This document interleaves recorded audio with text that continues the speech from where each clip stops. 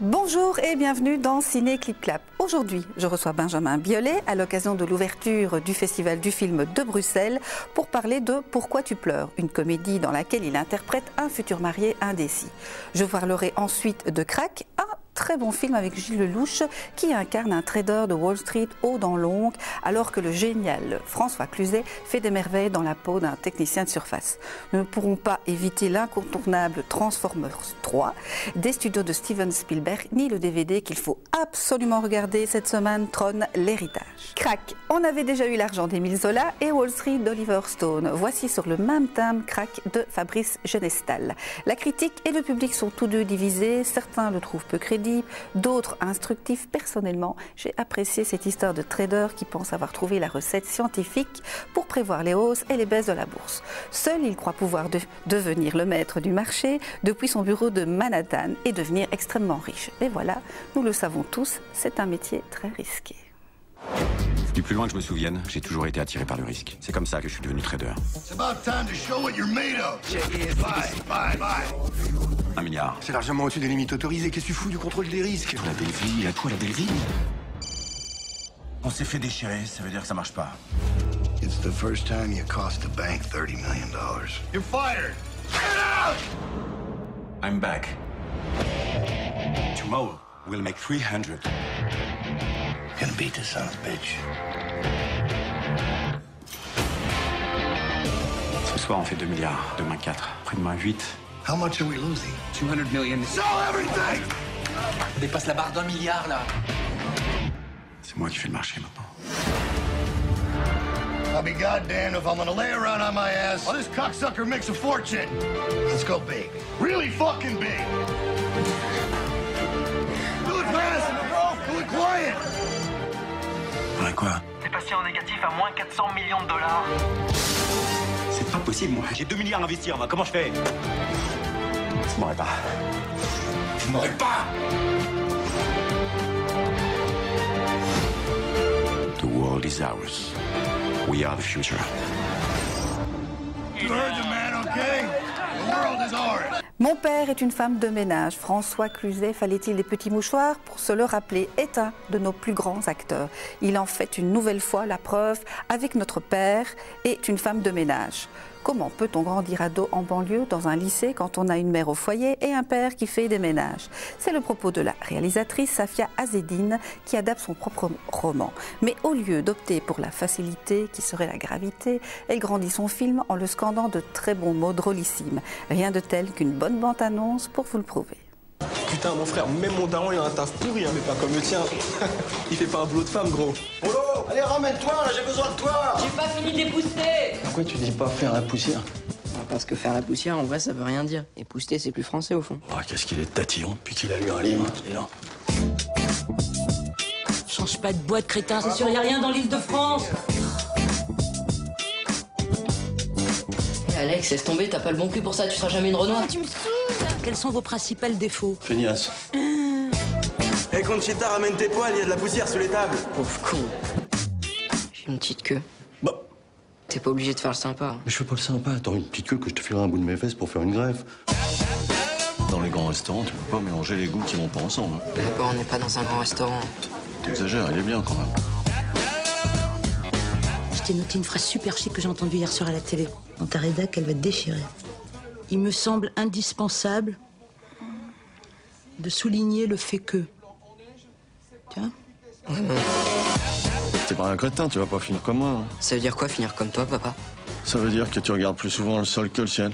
Et que ça t'empêche pas de marcher dans la merde quand même. Transformers 3, depuis 2007, Michael Bay, le réalisateur d'Armageddon et Pearl Harbor, a consacré tout son temps à Transformers. Son banquier, mais aussi Steven Spielberg, lui en sont reconnaissants puisque les 2 premiers films ont déjà rapporté la somme fabuleuse de 2 milliards et 600 millions de dollars. Voici donc le 3e et dit-on le dernier volet de la saga. À voir en premières images, on comprend très vite que l'immense public qui a couru dans les salles et dans les vidéoclubs ces dernières années ne sera pas déçu. Regardez.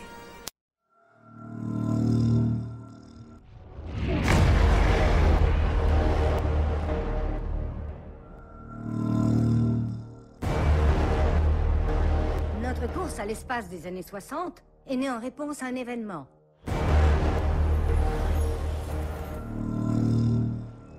Mon Dieu. Un seul mot sur ce que vous voyez là, on vous arrête pour trahison.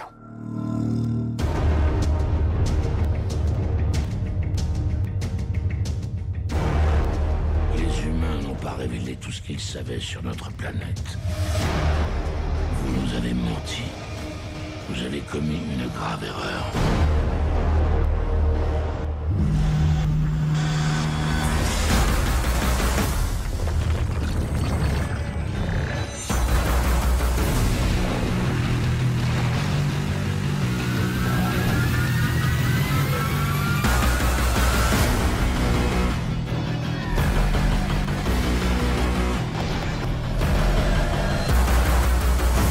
D'ici quelques années, ils nous demanderont « Vous étiez où quand ils ont envahi la planète ?»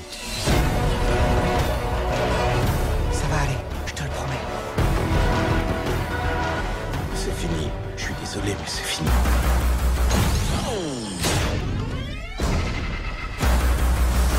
Optimus!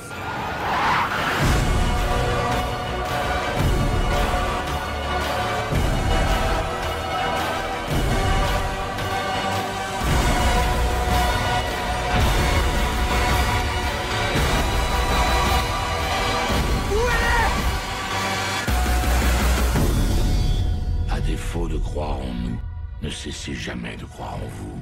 Dorénavant, ce combat est le vôtre.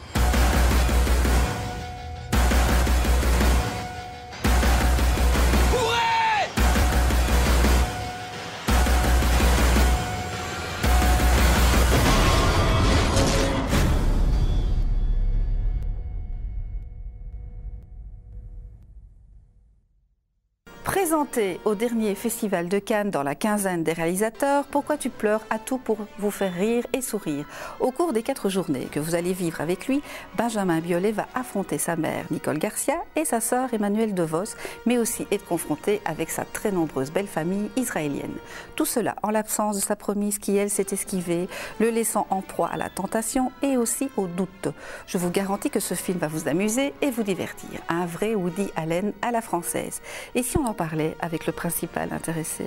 Est-ce que ça a été facile pour vous d'interpréter ce personnage? Ouais, ça n'a pas été facile parce que tout me demande du travail et puis oui.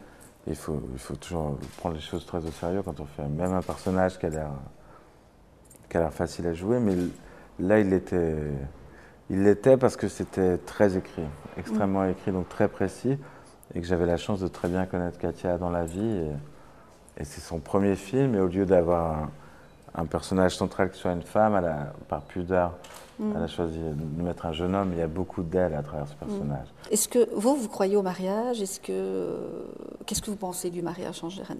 Moi, je suis bon pour tenir un stand au salon du mariage, quoi. Moi, j'ai adoré me marier, personne ne m'a forcé, je n'ai eu aucun doute. Ça reste un des plus beaux moments de ma vie, donc... Même s'il y a des préparatifs qui sont interminables parfois? Pour ce qui me concerne, mon épouse et moi, on s'est vraiment pas du tout emmerdé avec les préparatifs, quoi. On l'a fait pour nous. Alors, l'histoire, elle se raconte de votre point de vue. La relation difficile entre votre mère, qui est interprétée par Nicole Garcia, et votre sœur, qui est interprétée par Emmanuelle DeVos. Alors, elle-même, entre mère et fille, elles ne s'entendent pas. Vous êtes un peu le lien qui les réunit toutes les deux, quelque part. Ouais, on me demande souvent, c'est dur d'avoir un premier rôle comme ça, où tout repose sur mes épaules, mais c'est faux, tout ne repose pas sur mes épaules, c'est juste... Il y a une belle complicité, ça ouais, se mais voit. je suis aussi le spectateur, je suis aussi le regard, on suit mon regard, en fait. Et il y a eu une merveilleuse complicité avec les actrices et moi, et les acteurs et moi, et tout ce que... On s'est bien entendu dans la vie, ce qui est statistiquement faible ou grand, j'en sais rien, mais il se trouve qu'on s'est tous très bien entendus.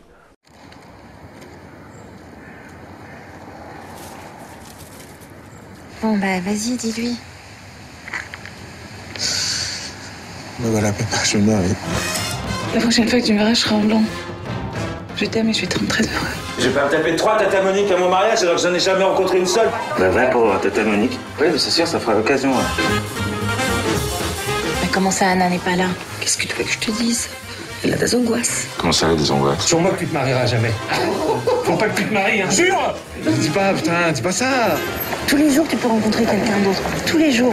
Ce qui est compliqué, c'est de tenir. Pourquoi tu t'es marié, moi? J'ai eu le choix, tu crois? Oh, pardon. Oh putain. C'est qui? C'est ma sœur. Ah, mais arrête. Je suis ta mère, j'ai le droit. Tu me laisses pas toute seule, dis non. Elle est où, là? Non, mais tu vas pas t'y mettre, toi aussi, c'est bon, je gère. Tu gères mon cul! Est-ce que je peux te lire mon discours de témoin? Non, vraiment, je peux pas. Mais comment tu lui parles? Si vous saviez, quand j'étais petit, je rêvais que mes parents crevaient pour que vous puissiez m'adopter, alors. Mais t'aurais pas 2 minutes à accorder à ton vrai fils. Le ticket. Il propose Love Boat ou à la limite à Will Survive. Will Survive, ça aurait du sens. Pourquoi tu pleures? Je pleure pas. Mais si, dis à ta mère pourquoi tu pleures. Toi, t'avais quoi comme plan? Quand ça? À ton mariage. Je t'ai bien amusé à mon mariage. C'est gentil. Mais je me suis jamais mariée. 30 ans plus tard, nous retrouvons Jeff Bridges et les studios Disney pour la suite de Tron, le film qui révolutionna le cinéma. En effet, Flynn, le génial concepteur de jeux qui s'était retrouvé emprisonné et puis évadé des circuits imprimés du monde de Tron, y est retourné pour concevoir un monde meilleur et parfait. Porté disparu depuis 20 ans, son fils va, sans le savoir, retrouver sa trace.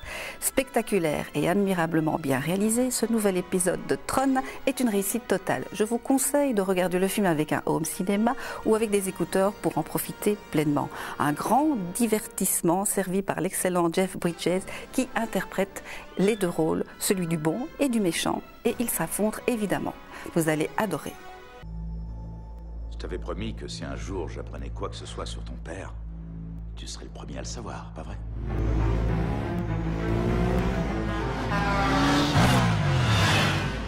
J'ai reçu un message hier soir. Il venait du bureau de ton père à la salle de jeu. Et alors? Et alors? Cette ligne est coupée depuis 20 ans. L'avant-veille de sa disparition, il est passé me voir chez moi. Il m'a dit qu'il était sur le point de tout changer. La science, la médecine, la religion. Il n'aurait pas abandonné ça. Et il ne t'aurait pas abandonné. Alan, à t'entendre, on dirait que je vais le trouver assis là en plein travail et... Salut fiston, désolé, j'ai pas vu le temps passer. Ça serait pas incroyable?